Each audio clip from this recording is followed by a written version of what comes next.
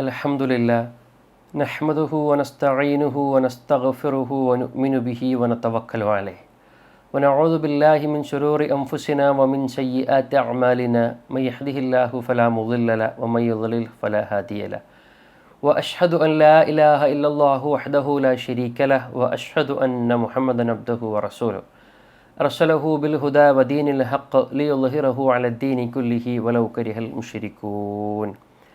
اللهم صل على محمد وعلى آل محمد كما صليت على إبراهيم وعلى آل إبراهيم إنك حميد مجيد وبارك على محمد وعلى آل محمد كما باركت على إبراهيم وعلى آل إبراهيم إنك حميد مجيد.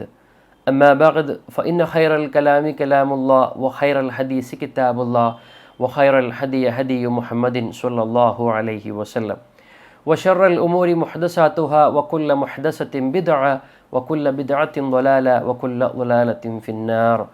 أعوذ بالله من الشيطان الرجيم. بسم الله الرحمن الرحيم. يا أيها الذين آمنوا اتقوا الله حق تقاته ولا تموتن إلا وأنتم مسلمون. സ്നേഹാദരണീയരായ സത്യവിശ്വാസിനികളെ, ബ്രഹ്മാണ്ഡമഖിലവും അടക്കി വാഴുന്ന ജഗനിയന്താവായ അള്ളാഹുവിൻ്റെ വിധിവിലക്കുകൾ ജീവിതത്തിലുടനീളം പാലിച്ചുകൊണ്ട് ജീവിക്കുകയും കഠോരമായ അവൻ്റെ നരകശിക്ഷയിൽ നിന്നും രക്ഷ നേടി ശാശ്വതമായ സ്വർഗപ്രവേശനത്തിന് പര്യാപ്തമായ സൽപ്രവർത്തനങ്ങളിൽ സദാസമയവും ഏർപ്പെട്ടുകൊണ്ടിരിക്കുകയും ചെയ്യണമേ എന്ന് ആമുഖമായി എന്നെ ഓർത്തുകൊണ്ട് നിങ്ങളെ ഓരോരുത്തരെയും ഓർമ്മപ്പെടുത്തുകയാണ്. റബ്ബ് സുബ്ഹാനഹു വ തആല അവൻ ആഗ്രഹിക്കുകയും അവൻ തൃപ്തിപ്പെടുകയും ഇഷ്ടപ്പെടുകയും ഒക്കെ ചെയ്യുന്ന അള്ളാഹുവിൻ്റെ നല്ലവരായ സച്ചരിതരായ മുത്തഖീങ്ങളായ അടിമകളിൽ നമ്മെ ഏവരെയും ഉൾപ്പെടുത്തി അനുഗ്രഹിക്കുമാറാകട്ടെ. മനുഷ്യന്മാരായ നമ്മളെ സംബന്ധിച്ചിടത്തോളം നമ്മൾ എന്തിനാണ് ഈ ലോകത്ത് ജീവിച്ചു കൊണ്ടിരിക്കുന്നത്? ഈ ലോകത്തെ ജീവിതത്തിൻ്റെ ലക്ഷ്യമെന്താണ്? ഇതൊരു വലിയ ചോദ്യമാണല്ലോ.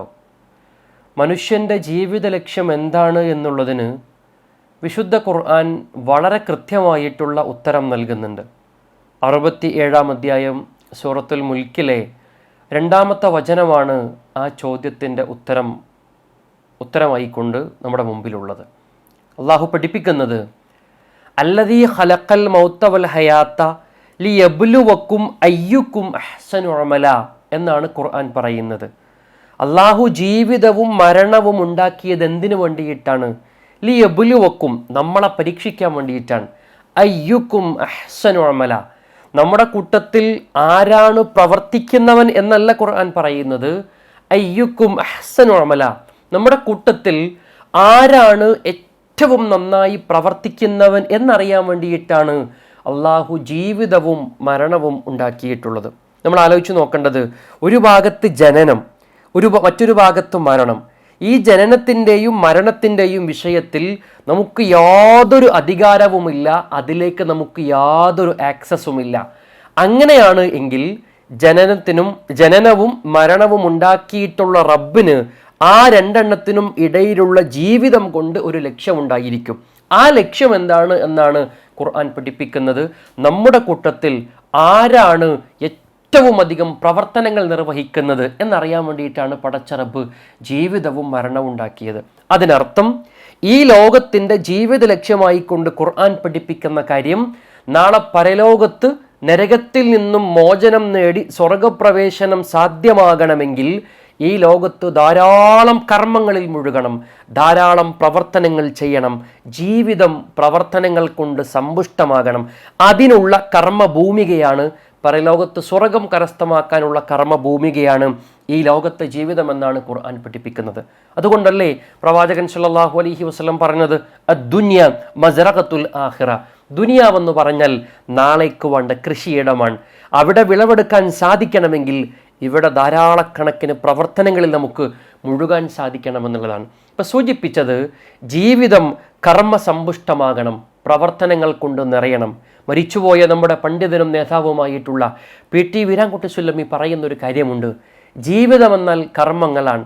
കർമ്മങ്ങളില്ലാത്ത ജീവിതം മരണതുല്യമാണ് എന്ന് പറയുന്നുണ്ട്. വിശുദ്ധ ഖുർആനിലെ 4-ാം അധ്യായം സൂറത്തു നിസായിലെ 173-ാമത്തെ വചനത്തിൽ അമലുകളെക്കുറിച്ചുള്ള കാര്യം ഖുർആൻ പഠിപ്പിക്കുന്നുണ്ട്.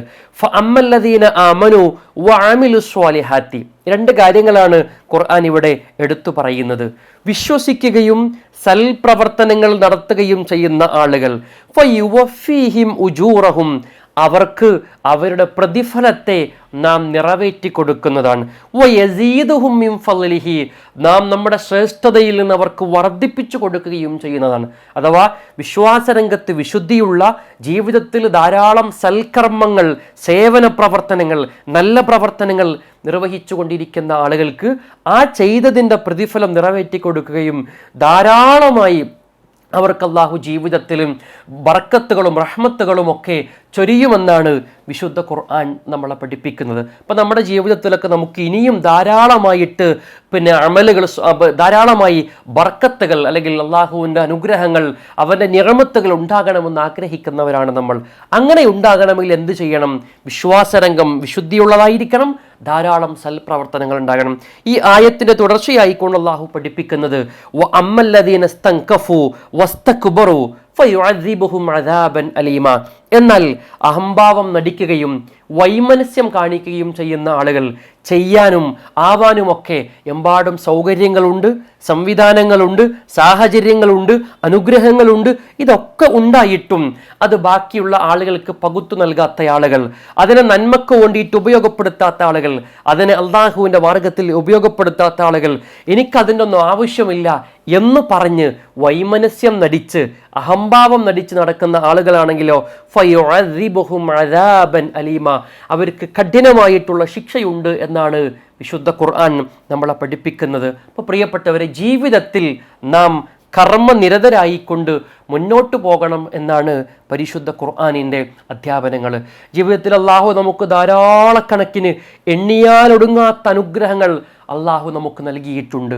ആ അനുഗ്രഹങ്ങളെ തിരിച്ചറിഞ്ഞ് അത് ബോധ്യപ്പെട്ട് നന്ദിയുള്ളവരായി നമുക്ക് ജീവിക്കാൻ കഴിയുകയും ആ അനുഗ്രഹങ്ങൾ കിട്ടാത്ത ആളുകൾക്ക്, അത് ലഭ്യമാവാത്ത ആളുകൾക്ക് അത് പങ്കുവച്ച് അത് പകുത്തു നൽകി അങ്ങനെ നമുക്ക് ജീവിക്കാൻ സാധിക്കുകയും ചെയ്യേണ്ടതുണ്ട്.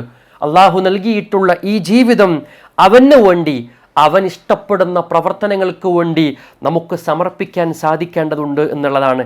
ജീവിതത്തിൽ ആ ഒരു മനസ്ഥിതി, ഒരു സേവന മനസ്ഥിതി നമുക്കുണ്ടാവണമെന്നുള്ളതാണ്. അന്യൻ്റെ വേദന മനസ്സിലാക്കാൻ കഴിയണം, ഒരു സഹായ മനസ്കതയുണ്ടാവണം, മറ്റുള്ളവർക്ക് വേണ്ടിയിട്ട് ജീവിതം സമർപ്പിക്കാനുള്ള മനോഭാവം ഉണ്ടാവണം. ആ നിലക്കുള്ള സന്നദ്ധ സേവന രംഗത്ത് നമുക്ക് നിലകൊള്ളാൻ കഴിയുന്ന രൂപത്തിലേക്ക് നമ്മളും നമ്മുടെ മനസ്സുമൊക്കെ പാകപ്പെടേണ്ടതുണ്ട് എന്നാണ് സൂചിപ്പിച്ചത്. അപ്പോൾ പ്രിയപ്പെട്ടവരെ, നമ്മുടെ ജീവിതം എന്ന് പറയുന്നത് നമുക്ക് വേണ്ടിയിട്ട് മാത്രമായിരിക്കരുത്, മറ്റുള്ള ആളുകൾക്ക് കൂടി നമ്മുടെ ജീവിതം ഉപകരിക്കേണ്ടതായിട്ടുണ്ട്. പ്രവാചകൻ സല്ലല്ലാഹു അലൈഹി വസല്ലമയുടെ ഒരു വചനമുണ്ട്. എന്താണത്? അള്ളാഹുവിൻ്റെ റസൂൽ പഠിപ്പിക്കാണ്, മൻ നഫസ അൻ മുഅ്മിനിൻ ഖുർബത്തൻ മിൻ ഖുറബിഹി നഫസല്ലാഹു അൻഹു ഖുർബത്തൻ മിൻ ഖുറബി യൗമൽ ഖിയാമ. അള്ളാഹുവിൻ്റെ റസൂൽ പറയുന്നത്, ആരെങ്കിലും ഒരാൾ, ഒരു മനുഷ്യൻ മറ്റൊരു മനുഷ്യൻ്റെ, മറ്റൊരു മുഅ്മിനായവൻ്റെ അവൻ്റെ പ്രയാസങ്ങളിൽ ഒന്നിന് വിടുതൽ നൽകാൻ അവൻ പരിശ്രമിച്ചാൽ, കഷ്ടപ്പെടുന്ന പ്രയാസപ്പെടുന്ന ഒരു മനുഷ്യൻ്റെ ബുദ്ധിമുട്ടിന് അറുതി വരുത്താൻ വേണ്ടി, അതിൽ അവന് ആശ്വാസം നൽകാൻ വേണ്ടി ഒരാൾ നിലകൊണ്ട് കഴിഞ്ഞാൽ അവന് നാളെ പരലോകത്ത് ആ മനുഷ്യൻ അനുഭവിക്കേണ്ടതായിട്ടുള്ള പ്രയാസങ്ങളിൽ ഒന്നിന് അള്ളാഹു വിടുതൽ നൽകുമെന്നാണ് പരിശുദ്ധ പ്രവാചകൻ സല്ലല്ലാഹു അലൈഹി വസല്ലം നമ്മളെ പഠിപ്പിക്കുന്നത്. അപ്പോൾ നിങ്ങൾ ആലോചിച്ച് നോക്കി പ്രിയപ്പെട്ടവരെ, പരലോകത്ത് വെച്ച് നമ്മൾ അനുഭവിക്കേണ്ട ഒരു പ്രയാസത്തിൽ നിന്ന് അള്ളാഹു നമുക്ക് വിടുതൽ നൽകുക എന്ന് പറയുമ്പോൾ, നമ്മളെ രക്ഷപ്പെടുത്തുക എന്ന് പറയുമ്പോൾ നമ്മളെല്ലാവരും ആഗ്രഹിക്കുന്ന കാര്യമാണത്. അങ്ങനെ അള്ളാഹു നമുക്ക് വിടുതൽ നൽകണമെങ്കിൽ ഈ ലോകത്ത് നമ്മൾ ജീവിക്കുമ്പോൾ കഷ്ടപ്പെടുന്നവൻ്റെ, പ്രയാസം അനുഭവിക്കുന്നവൻ്റെ, ജീവിതത്തിൻ്റെ രണ്ടറ്റങ്ങൾ കൂട്ടിമുട്ടാൻ ബുദ്ധിമുട്ട് അനുഭവിക്കുന്നവൻ്റെ പ്രയാസം മനസ്സിലാക്കി അതിൽ നിന്ന് അവന് വിടുതൽ നൽകണമെന്നാണ് പരിശുദ്ധ റസൂൽ കരീം സല്ലല്ലാഹു അലൈഹി വസല്ലം നമ്മളെ പഠിപ്പിക്കുന്നത്. ഈ ഹദീസിന്റെ അവസാന ഭാഗത്ത് റസൂൽ പറയുന്നത്, വല്ലാഹു ഫീ ഔനിൽ അബ്ദ് മാ കാനൽ അബ്ദു ഫീ ഔനി അഖീഹി. മനുഷ്യൻ തൻ്റെ സഹോദരനെ സഹായിക്കുന്ന കാലമത്രയും അള്ളാഹു അവനെ സഹായിക്കുമെന്നാണ് പരിശുദ്ധ പ്രവാചകൻ സല്ലല്ലാഹു അലൈഹി വസല്ലം നമ്മളെ പഠിപ്പിക്കുന്നത്. നമ്മൾ ആലോചിക്കേണ്ടത്, നമ്മുടെ ചുറ്റിലുമുള്ള ഒരുപാട് ആളുകൾ, പ്രത്യേകിച്ച് പുതിയ കാലത്തൊക്കെ, അതും യുവാക്കളായിട്ടുള്ള വളരെ ചെറിയ പ്രായത്തിൽ തന്നെ വലിയ വലിയ മാറാ രോഗങ്ങൾക്ക്, ക്യാൻസർ പോലെയുള്ള ഒരുപാട് രോഗങ്ങൾക്ക് ആളുകൾ അടിമപ്പെട്ടുകൊണ്ടിരിക്കുന്നു. ജീവിതത്തിൻ്റെ തുടക്ക കാലഘട്ടത്തിൽ തന്നെ ഒരു ബെഡിൽ ജീവിതകാലം മുഴുവൻ കിടക്കാൻ വേണ്ടിയിട്ട് വിധിക്കപ്പെട്ട ആളുകൾ, അങ്ങനെ രോഗികളായിട്ടുള്ള കുറേ ആളുകൾ നമ്മുടെ ചുറ്റുപാടിലുമുണ്ട്. മലയാളത്തിൽ ഒരു പുസ്തകമുണ്ട്, ക്യാൻസർ ചികിത്സാ രംഗത്ത് വളരെ പ്രശസ്തനായിട്ടുള്ള ഓങ്കോളജിസ്റ്റായ ഡോക്ടർ VP ഗംഗാധരൻ്റെ, ആ ഡോക്ടറുടെ ഒരുപാട് ചികിത്സാ അനുഭവങ്ങളെ പറയുന്ന ജീവിതമെന്ന അത്ഭുതമെന്ന് പറയുന്ന KS അനിയൻ എഴുതിയിട്ടുള്ള ഒരു പുസ്തകമുണ്ട്. നമ്മളൊക്കെ നിർബന്ധമായിട്ടും വായിച്ചിരിക്കേണ്ടതാണത്.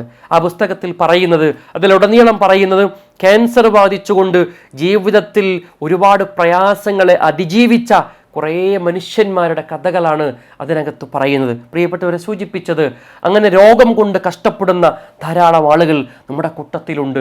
ബുദ്ധിമാന്യം സംഭവിച്ചിരിക്കുന്ന ഒരുപാട് ആളുകൾ, അവർക്കുമില്ലേ സ്വപ്നങ്ങൾ, അവർക്കുമില്ലേ ആഗ്രഹങ്ങൾ, അവർക്ക് നാം കൈത്താങ്ങാവേണ്ടതുണ്ട്.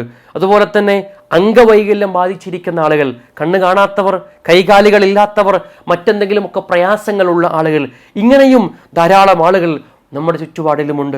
സാമ്പത്തികമായി കഷ്ടത അനുഭവിക്കുന്ന, വല്ലാത്ത ദാരിദ്ര്യത്തിൻ്റെ കൊടുമുടിയിൽ ജീവിക്കുന്ന ആളുകൾ നമ്മുടെ ചുറ്റുപാടിലുമുണ്ട്. വീടില്ലാത്ത ആളുകൾ, ഏതൊരു മനുഷ്യൻ്റെയും ജീവിതത്തിലെ വലിയ ഒരു ആഗ്രഹമാണല്ലോ സ്വന്തമായിട്ട് ചെറുതാണെങ്കിലും കയറിക്കിടക്കാൻ ഒരു വീടുണ്ടാവുക എന്നുള്ളത്.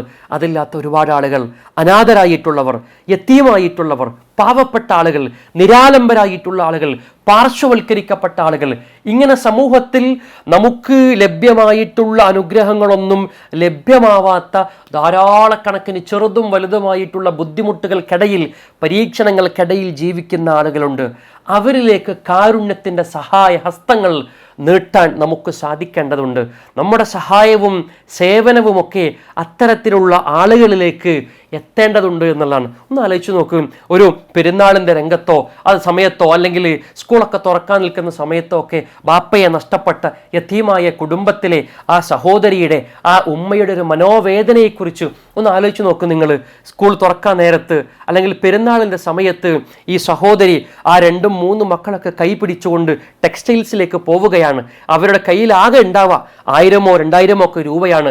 അതുകൊണ്ട് ഈ കുട്ടികൾക്കൊക്കെ വസ്ത്രമെടുക്കണം. ഈ സഹോദരിയുടെ വല്ലാത്തൊരു തേട്ടം ഉണ്ടായിരിക്കും. പടച്ചോനെ, എൻ്റെ കയ്യിലുള്ള പൈസ കൊണ്ട് ഡ്രസ്സ് എടുക്കാൻ സാധിക്കണമേ എന്ന വലിയ തേട്ടം ഉണ്ടായിരിക്കും. അങ്ങനെ ടെക്സ്റ്റൈൽസിൽ ചെന്ന് മക്കളോട് വസ്ത്രമെടുക്കാൻ വേണ്ടി പറയുന്നു. മക്കൾ കാണിച്ചു കൊടുക്കുന്ന വസ്ത്രത്തിൻ്റെ വില, പടച്ചറബേ, എൻ്റെ കയ്യിലുള്ള പണത്തിനേക്കാൾ കൂടുതലാവരുതേ എന്ന് മനസ്സറിഞ്ഞ് തേടിക്കൊണ്ട് ഈ സഹോദരി സെയിൽസ്മാനോട് ചോദിക്കും. അവർ പറയുന്ന പണമെങ്ങാനും തൻ്റെ കയ്യിലുള്ള സമ്പത്തിനേക്കാൾ പണത്തിനേക്കാൾ കൂടിയ പണമാണ് എങ്കിൽ, മക്കളെ നിങ്ങൾ വരി, നമുക്ക് വേറെ ഷോപ്പിൽ പോയി നോക്കാമെന്ന് പറഞ്ഞുകൊണ്ട് സങ്കടത്തോടു കൂടിയിട്ട് തൻ്റെ കവിളത്ത് കൂടി ഒലിച്ചിറങ്ങുന്ന കണ്ണുനീർ തുള്ളികൾ ഈ മക്കൾ കാണാതെ തട്ടത്തിൻ്റെ അറ്റം കൊണ്ട് തോത്തിയിട്ട് അത് തുടച്ച് ഇറങ്ങുന്ന എത്ര സഹോദരിമാരുടെ കണ്ണീര് തുടക്കാൻ, ആ കണ്ണീരൊപ്പാൻ നമുക്ക് സാധിച്ചിട്ടുണ്ടോ എന്നുള്ളത് നമ്മൾ ആലോചിക്കേണ്ടതാണ്. അള്ളാഹു നമുക്ക് ധാരാളം അനുഗ്രഹങ്ങൾ നൽകിയിട്ടുണ്ട്. അത് നൽകപ്പെടാത്ത ഒരുപാട് ആളുകളുണ്ട്. അവൻ നമുക്ക് അനുഗ്രഹങ്ങൾ നൽകിയിട്ടുള്ളത് അത് നൽകപ്പെടാത്ത ആളുകൾക്ക് കൂടി നമ്മളത് കൊടുക്കുന്നുണ്ടോ എന്നറിയാൻ വേണ്ടി കൂടിയിട്ടാണ്, എന്ന് പരീക്ഷിക്കാൻ വേണ്ടി കൂടിയിട്ടാണ് എന്നുള്ളത് കൂടി നമ്മൾ മനസ്സിലാക്കേണ്ടതുണ്ട്. സൂചിപ്പിച്ചത്, സേവന രംഗത്ത്, സന്നദ്ധ സേവന രംഗത്ത് നമുക്ക് ധാരാളക്കണക്കിന് നിർവഹിക്കാൻ സാധിക്കേണ്ടതുണ്ട് എന്നാണ് സൂചിപ്പിച്ചു വന്നിരിക്കുന്നത്. പരിശുദ്ധ ദീനുൽ ഇസ്ലാം എന്ന് പറയുന്നത് കേവലം ആരാധനാ കർമ്മങ്ങൾ മാത്രമല്ല എന്നും, മതത്തിൻ്റെ പൂർത്തീകരണം ഉദ്ദേശിക്കുന്ന മുഴുവൻ ആളുകളും സമൂഹത്തിലെ പ്രായഭേദമന്യേ സമൂഹത്തിൽ പ്രയാസങ്ങൾ കൊണ്ട്, വേദനകൾ കൊണ്ട് കഷ്ടപ്പെടുന്ന ആളുകളെ കാണാതെ പോകരുതെന്നും, അത്തരം കാര്യങ്ങളോട് കണ്ണടയ്ക്കുകയും പുറംതിരിഞ്ഞു നിൽക്കുകയും ചെയ്യുന്നവർക്ക് മതത്തിൻ്റെ പൂർത്തീകരണം അവകാശപ്പെടാൻ ആവില്ല എന്നും, മറിച്ച് മതനിഷേധത്തിലാണ് അവരെത്തിച്ചേരുക എന്ന ഉണർത്തൽ വിശുദ്ധ ഖുർആൻ ഗൗരവമായി കൊണ്ട് നൽകുന്നുണ്ട്. അതുകൊണ്ട് ദീൻ പൂർത്തീകരിക്കപ്പെടണമെങ്കിൽ ഈമാനിൻ്റെ ഉന്നതമായ ദറജയിലേക്ക് നാം എത്തിച്ചേരണമെങ്കിൽ, അങ്ങനെ എത്തിച്ചേരാൻ മോഹിക്കുന്നു എങ്കിൽ മുഴുവൻ ആളുകളുടെയും ബാധ്യതയാണ് തൻ്റെ മനസ്സിൽ ആർദ്രതയുണ്ടാവുന്ന, കാരുണ്യമുണ്ടാവുന്ന, തൻ്റെ മനസ്സ് ലോലമായി തീരാനുതകുന്ന ശ്രമങ്ങളിൽ പങ്കാളിയാവുക എന്നുള്ളത്. നമ്മുടെ ചുറ്റുപാടിലുമൊക്കെ അത്തരത്തിൽ ഒരുപാട് കാര്യങ്ങൾ നിർവഹിക്കാൻ നമുക്കുണ്ട് എന്നുള്ളതാണ്. പ്രവാചകൻ സല്ലല്ലാഹു അലൈഹി വസല്ലം പറയുന്ന ഒരു വാക്കുണ്ട്, ഇന്നല്ലാഹ അസ്സ വജല്ല യഖൂലു യൗമൽ ഖിയാമ, പരലോകത്ത് വെച്ച് ഖിയാമത്ത് നാളിൽ, അന്ത്യദിനത്തിൽ അള്ളാഹു ചോദിക്കും മനുഷ്യനോട്, യബ്ന ആദം, ഏ മനുഷ്യ, മരിൽതു ഫലം തഉദിനി, എനിക്ക് രോഗം വന്നു, എന്നിട്ട് നീ എന്നെ സന്ദർശിച്ചില്ലല്ലോ. അപ്പൊ മനുഷ്യൻ തിരിച്ചു പറയും, ഖാല യാ റബ്ബി കൈഫ അഊദുക വ അൻത റബ്ബുൽ ആലമീൻ, പടച്ചോനെ ഞാൻ എങ്ങനെയാണ് നിന്നെ സന്ദർശിക്കുക, കാരണം നീ ലോകരക്ഷിതാവാണല്ലോ. അപ്പൊ അള്ളാഹുവിന്റെ മറുപടി, ഖാല അമാ അലിംത അന്ന അബ്ദി ഫുലാനൻ മരിള ഫലം തഉദുഹ്, ഇന്ന നാട്ടിൽ ഇന്ന വ്യക്തി രോഗിയായത് നീ അറിഞ്ഞിരുന്നില്ലേ, എന്നിട്ട് നീ അവനെ സന്ദർശിച്ചില്ല.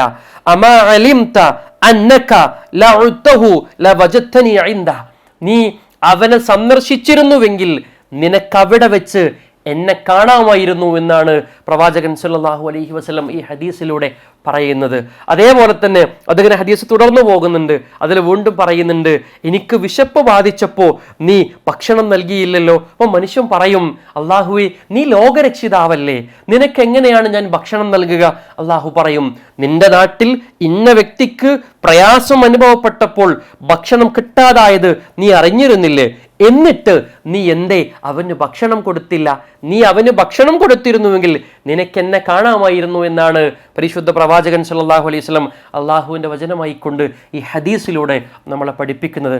പ്രിയപ്പെട്ടവരെ, അങ്ങനെ ഈ പല കാര്യങ്ങളാൽ പ്രയാസപ്പെടുന്ന ആളുകൾക്ക് ഒരു താങ്ങാവാൻ, ആകുവാൻ നമുക്ക് സാധിക്കേണ്ടതുണ്ട് എന്നുള്ളതാണ് റസൂൽ പഠിപ്പിക്കുന്ന ഒരു പ്രധാനപ്പെട്ട ഒരു കാര്യമുണ്ട്. പ്രവാചകൻ പറയുന്നത്, ഇഗ്തനിം ഖംസൻ ഖബ്ല ഹംസിൻ, 5 കാര്യങ്ങൾക്ക് മുന്നേ നിങ്ങൾ 5 കാര്യങ്ങളെ ഉപയോഗപ്പെടുത്തണമെന്നാണ് പ്രവാചകന്റെ അധ്യാപനം.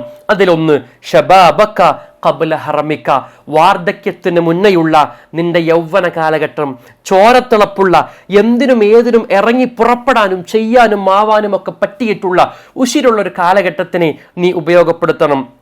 വസഹതക ഖബ്ല സഖമിക, രോഗത്തിന് മുന്നേയുള്ള നല്ല ആരോഗ്യമുള്ള അവസ്ഥയെ നമ്മളൊക്കെ ഏറെ ശ്രദ്ധിക്കേണ്ട ഒരു ഭാഗം കൂടിയാണത്. രോഗത്തിന് മുന്നേയുള്ള നല്ല ആരോഗ്യമുള്ള അവസ്ഥയെ ഉപയോഗപ്പെടുത്താൻ സാധിക്കണം. മരിച്ചുപോയ പണ്ഡിതനായ പെട്ടി വീരാൻകുട്ടി സുലൈമി തന്നെ പറയുന്ന ഒരു കാര്യമുണ്ട്, ആരോഗ്യമില്ലാത്ത കാലത്ത് ഓമനിക്കുന്ന ഓർമ്മകൾ ഉണ്ടാകണമെങ്കിൽ ആരോഗ്യമുള്ള കാലത്ത് പണിയെടുക്കണമെന്നുള്ളതാണ്.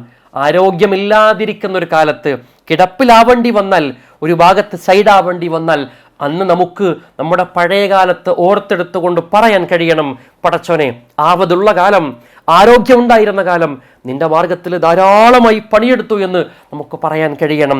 വൈനാക്ക ഖബ്ല ഫഖിരിക, ദാരിദ്ര്യത്തിന്റെ മുന്നേയുള്ള ഐശ്വര്യമുള്ള അവസ്ഥയെ ഉപയോഗപ്പെടുത്താൻ കഴിയണം. വിശദീകരിക്കുന്നില്ല. വഫറാഅക ഖബ്ല ശുഗ്ലിക, ഒരു ജോലിക്ക് മുന്നേയുള്ള, ഏർപ്പാടിന് മുന്നേയുള്ള ഒഴിവ് സമയം. എല്ലാത്തിലും ഉപരി വഹയാതക ഖബ്ല മൗതിക, എല്ലാം നിശ്ചലമാക്കി കളയുന്ന, എല്ലാം അറുത്തുമാറ്റുന്ന മരണത്തിന് മുന്നേയുള്ള ജീവിതത്തെയും നിനക്ക് ഉപയോഗപ്പെടുത്താൻ കഴിയണമെന്നാണ് പ്രവാചകൻ സല്ലല്ലാഹു അലൈഹി വസല്ലം നമ്മളെ പഠിപ്പിക്കുന്നത്. ഒരു ചൈനീസ് പഴമൊഴിയുണ്ട്, അതിൻ്റെ അർത്ഥം ഇപ്രകാരമാണ്, ജീവിച്ച വർഷമല്ല വർഷിച്ച ജീവിതമാണ് പ്രധാനം. അഥവാ ആയുസ്സിൻ്റെ നീളമല്ല, മറിച്ച് ഉള്ള ആയുസ്സിനെ, അത് 20 ആവാം, 25 ആവാം, 90 ആകണം എന്നില്ല, ഉള്ള ആയുസ്സിനെ കർമ്മങ്ങൾ കൊണ്ട് ധന്യമാക്കാൻ കഴിയണം. ആയുസ്സിൻ്റെ നീളത്തിനേക്കാൾ അപ്പുറത്ത് ആയുസ്സിനെ കർമ്മങ്ങൾ കൊണ്ട് ധന്യമാക്കാൻ കഴിയണം. അതാണ് പറഞ്ഞത്, ജീവിച്ച വർഷമല്ല വർഷിച്ച ജീവിതമാണ് പ്രധാനം എന്ന് പറയാനുള്ള കാരണം അങ്ങനെയാണ്. നമ്മൾ ഈ നാട്ടിൽ നിന്ന് മരിച്ചു പോകുന്ന സമയത്ത് ആധാരങ്ങൾ ബാക്കിയാക്കി, അടയാളങ്ങൾ ബാക്കിയാക്കി നമുക്ക് മരിക്കാൻ കഴിയണം. അങ്ങനെയാകുമ്പോൾ നമ്മൾ മരിക്കുമ്പോൾ ഈ നാട് വിതുമ്പും. ഇതുപോലെയുള്ളൊരു യുവാവ്, ഇതുപോലെയുള്ളൊരു യുവതി, ഇതുപോലെയുള്ളൊരു വിദ്യാർത്ഥിനി ഈ നാട്ടിൽ അടുത്ത കാലത്തൊന്നും കഴിഞ്ഞു പോയിട്ടില്ല. ഇനി എന്നാ ഈ നാട്ടിൽ ഇതുപോലെയുള്ളൊരു മനുഷ്യനുണ്ടാവുക എന്ന് ഈ നാടിൻ്റെ തേങ്ങലായിക്കൊണ്ട് നമ്മുടെ മരണം അങ്ങനെ മാറേണ്ടതുണ്ട്. ഒരു വലിയ ശൂന്യത, ഒരു വിടവ് വെച്ചുകൊണ്ട് നമുക്ക് മരിച്ചു പോകാൻ കഴിയണം. ആ സാറുകൾ ബാക്കിയാക്കി നമുക്ക് മരിക്കാൻ കഴിയേണ്ടതുണ്ട്. ജീവിതം കർമ്മധന്യമാക്കി തീർക്കണം. നാം നന്മയുടെ വലിയ വടവൃക്ഷമായി കൊണ്ട് നമുക്കിവിടെ ജീവിക്കാൻ കഴിയണം. അങ്ങനെ ഇവിടെയുള്ള ആളുകളെയൊക്കെ സഹായിച്ച് സേവന രംഗത്ത് നിറഞ്ഞു നിന്ന് നെറ്റിത്തടത്തിൽ വിയർപ്പ് കണങ്ങൾ ബാക്കിയാക്കി നമുക്ക് മരിക്കാൻ കഴിയുമ്പോഴാണ് ഖുർആൻ പറഞ്ഞ പോലെ ഇർജിഇ ഇലാ റബ്ബികി റാളിയത്തൻ മർളിയ, അല്ലാഹു അവൻ്റെ നല്ല അടിമകളെ വിളിക്കും. രണ്ട് കാര്യങ്ങളാണ് ആ ആയത്തിൽ പറയുന്നത്. രണ്ട് കാര്യങ്ങൾ, ഒന്ന് റാളിയത്താണ്, ഒന്ന് മർളിയത്താണ്. സ്വയം തൃപ്തി അടഞ്ഞുകൊണ്ടും അള്ളാഹുവിൻ്റെ തൃപ്തി ലഭിച്ചുകൊണ്ടും നീ എൻ്റെ അടിയാന്മാരിലേക്കും എൻ്റെ സ്വർഗത്തിലേക്കും പ്രവേശിച്ചു കൊള്ളുക എന്ന് പറയുന്ന ആ വിഭാഗത്തിൽ നമുക്ക് ഉൾപ്പെടാൻ സാധിക്കണമെങ്കിൽ ഇങ്ങനെ ജീവിതം കർമ്മധന്യമാക്കിക്കൊണ്ട് മുന്നോട്ട് കൊണ്ടുപോകാൻ കഴിയണം. അതുകൊണ്ട് പ്രിയപ്പെട്ടവരെ, വളണ്ടിയറിംഗ് രംഗത്ത്, സേവന രംഗത്ത് നാം മുൻപന്തിയിലുണ്ടാവണം.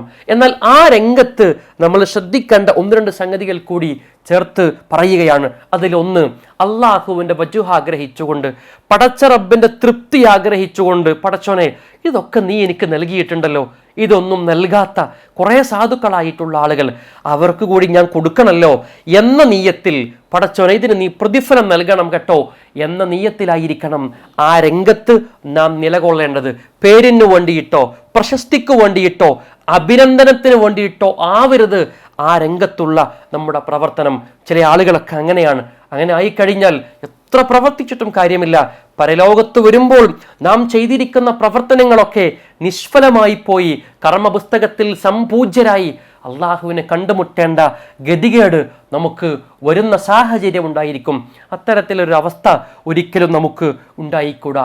അതേപോലെ തന്നെ ആ രംഗത്ത് നിലകൊള്ളുമ്പോൾ പ്രവർത്തനങ്ങളൊക്കെ ഇഖ്ലാസോട് കൂടിയിട്ട് നിർവഹിക്കുകയും ആ ചെയ്ത പ്രവർത്തനങ്ങൾ അതിലെ പോരായ്മകൾ പരിഹരിച്ചുകൊണ്ട് അള്ളാഹുവേ നീ സ്വീകരിക്കണമേ എന്ന് പറയുന്ന ആത്മാർത്ഥമായിട്ടുള്ള ഒരു തേട്ടം കൂടി അതോടുകൂടി അതുമായി ബന്ധപ്പെട്ട് നമ്മളിൽ ഉണ്ടാകണമെന്നത് കൂടി നമ്മൾ പ്രത്യേകമായി ശ്രദ്ധിക്കേണ്ടതാണ്. അങ്ങനെ ഈ ജീവിതം ധന്യമാക്കിക്കൊണ്ട് ഇവിടെയുള്ള കുറേ ആളുകൾക്ക് ഈ ജീവിതം കൊണ്ട് തണലേകിക്കൊണ്ട് അങ്ങനെ നമുക്ക് മരിക്കാൻ കഴിയേണ്ടതുണ്ട്. മഹാനായിട്ടുള്ള അബൂദർദ റളിയല്ലാഹു അൻഹു ഒരു തണുപ്പുകാല രാത്രിയിൽ അദ്ദേഹത്തിൻ്റെ വീട്ടിലേക്ക് കുറച്ച് ആളുകൾ വരുന്നുണ്ട്. അദ്ദേഹം ആ ആളുകൾക്ക് നല്ല ഭക്ഷണം കൊടുത്തു, അവർക്ക് ഉറങ്ങാനുള്ള ഒരു സ്ഥലവും കാണിച്ചു കൊടുത്തു. അവർ ഭക്ഷണമൊക്കെ കഴിച്ച് ഉറങ്ങാൻ നേരത്ത് അവരിങ്ങനെ പരസ്പരം പറയുന്നുണ്ട്, അബൂദർദ നമുക്ക് നല്ല ഭക്ഷണമൊക്കെ നൽകിയിട്ടുണ്ട്, പക്ഷേ ഉറങ്ങാനുള്ള പുതപ്പ് നൽകിയില്ലല്ലോ. ഒരാൾ പറഞ്ഞു, ഞാൻ പോയി ചോദിച്ചു നോക്കാമെന്ന്. ബാക്കിയുള്ള ആളുകൾ അയാളെ തടഞ്ഞു, ചോദിച്ചു പ്രയാസപ്പെടുത്തണ്ട. അങ്ങനെ അവർ കിടന്നുറങ്ങി. രാത്രി കുറേ പിന്നിട്ടപ്പോൾ അറേബ്യയുടെ കഠിനമായ തണുപ്പിനെ യാതൊരു നിലക്കും പ്രതിരോധിക്കാൻ കഴിയാത്തൊരു സാഹചര്യം വന്ന സമയത്ത് അതിലൊരാൾ പറഞ്ഞു, ഞാൻ പോയി നോക്കാം, പോയി ചോദിച്ചു നോക്കാമെന്ന്. അങ്ങനെ പുതപ്പ് ചോദിക്കാൻ വേണ്ടിയിട്ട് പോയ അബൂദർദ റളിയല്ലാഹു അൻഹുവിൻ്റെ റൂമിലേക്ക് പോയിട്ടുള്ള ആ മനുഷ്യൻ കാണുന്ന കാഴ്ച അറേബ്യയുടെ കഠിനമായ തണുപ്പിനെ ഒരു നിലക്കും പ്രതിരോധിക്കാൻ കഴിയാത്ത വളരെ നേരിയ തുണിക്കഷ്ണം വിരിച്ച് അതിൽ കിടന്നുറങ്ങുന്ന ആ മനുഷ്യനെയാണ്. ഈ ചോദിക്കാൻ വേണ്ടി ചെന്ന മനുഷ്യൻ പറഞ്ഞു, അല്ല അബൂദർദ, ഞങ്ങളൊക്കെ ഇവിടെ അതിഥികളാണ്, ഇന്ന് മാത്രമേ ഉണ്ടാവുള്ളൂ, നിങ്ങൾ ഈ വീട്ടിലെ സ്ഥിരതാമസക്കാരനല്ലേ, നിങ്ങൾക്ക് പുതപ്പൊന്നുമില്ലേ എന്ന് ചോദിക്കുമ്പോൾ മഹാനായ അബൂദർദ റളിയല്ലാഹു അൻഹുവിൻ്റെ ഒരു മറുപടിയുണ്ട്, ഞങ്ങൾക്ക് മറ്റൊരു വീടുണ്ട്, ഇവിടെയുള്ളതൊക്കെ ആ വീട്ടിലേക്ക് കൊടുത്തയക്കാറാണ് പതിവ്, ഇവിടെ എന്തെങ്കിലും ബാക്കിയുണ്ടെങ്കിൽ നിങ്ങൾക്ക് തരാതിരിക്കില്ല. ആ വീട്ടിലേക്കുള്ള യാത്ര അല്പം ദുർഘടകരമാണ്, മലമ്പാതകൾ തണ്ടിയിട്ട് വേണം അവിടേക്ക് പോകാൻ, ഇവിടെ ഉള്ളതൊക്കെ കൊടുത്തയച്ചാൽ പോകുന്ന സമയത്ത് എളുപ്പത്തിൽ പോകാമല്ലോ എന്നാണ് അദ്ദേഹത്തിൻ്റെ മറുപടി. താങ്കൾക്ക് മനസ്സിലായോ എന്ന് അബൂദർദ റളിയല്ലാഹു അൻഹു ആ പുതപ്പ് ചോദിക്കാൻ വേണ്ടി വന്ന മനുഷ്യനോട് ചോദിക്കുന്നുണ്ട്. അതേ അബൂദർദ, എനിക്ക് മനസ്സിലായി. ഏതാണ് ആ വീട് പ്രിയപ്പെട്ടവരെ? സ്വർഗമാണ് ആ വീട്. അള്ളാഹു നൽകിയിട്ടുള്ള അനുഗ്രഹങ്ങളെ മുഴുവൻ അവൻ്റെ മാർഗത്തിൽ ത്യജിച്ച സമർപ്പിച്ചവരായിരുന്നു സ്വഹാബത്ത്. അവർ ചെയ്ത പോലെ സർവ്വതും സമർപ്പിച്ചിട്ടില്ല എങ്കിലും കുറച്ചൊക്കെ ത്യജിച്ച് അവൻ്റെ മാർഗത്തിൽ സമർപ്പിച്ച് കൂടെയുള്ള ആളുകൾക്ക് പങ്കുവെച്ച് അങ്ങനെ നമുക്കും ജീവിക്കാൻ സാധിക്കേണ്ടതില്ലേ എന്നുള്ളത് നമ്മൾ ആലോചിക്കേണ്ടതാണ്. അങ്ങനെ സാധിച്ചെങ്കിൽ മാത്രമാണ് അവർ പോയ സ്വർഗത്തിലേക്ക് നമുക്കും പോകുവാൻ സാധിക്കുക. അങ്ങനെ അവൻ്റെ ജന്നാത്തുൽ ഫിർദൗസ് ലഭ്യമാവുന്ന പടച്ചറബിൻ്റെ നല്ലവരായ മുത്തഖീങ്ങളായ അടിമകളിൽ അള്ളാഹുവേ ഞങ്ങളെ ഏവരെയും നീ ഉൾപ്പെടുത്തി അനുഗ്രഹിക്കണേ നാഥ. മുസ്ലിമായി ജീവിച്ച് മരിക്കുന്ന സന്ദർഭത്തിൽ ലാ ഇലാഹ ഇല്ലല്ലാ എന്ന സാക്ഷ്യവാക്കുച്ചരിച്ചുകൊണ്ട് നെറ്റിത്തടത്തിൽ വിയർപ്പ് കണങ്ങൾ ബാക്കിയാക്കി മരിച്ചു പോകുവാനുള്ള തൗഫീക്ക് പടച്ച റബ്ബേ നിങ്ങൾക്കേവർക്കും നീ പ്രദാനം ചെയ്യണേ നാഥ. അല്ലാഹുവേ, നീ നൽകിയിട്ടുള്ള അനുഗ്രഹങ്ങളെ നിന്റെ തൃപ്തിക്ക് വേണ്ടിയിട്ട് ഉപയോഗപ്പെടുത്താനുള്ള തൗഫീക്ക് നിങ്ങൾക്ക് ഓരോരുത്തർക്കും നീ പ്രദാനം ചെയ്യണേ നാഥ. റബ്ബന അത്തിന ഫിദ്ദുനിയ ഹസന വഫിൽ ആഖിറതി ഹസനതൻ വഖിനാ അദാബന്നാർ. ആമീൻ ബിറഹ്മതിക യാ അർഹമർ റഹീമീൻ. അസ്സലാമു അലൈക്കും വറഹ്മത്തുള്ളാഹി.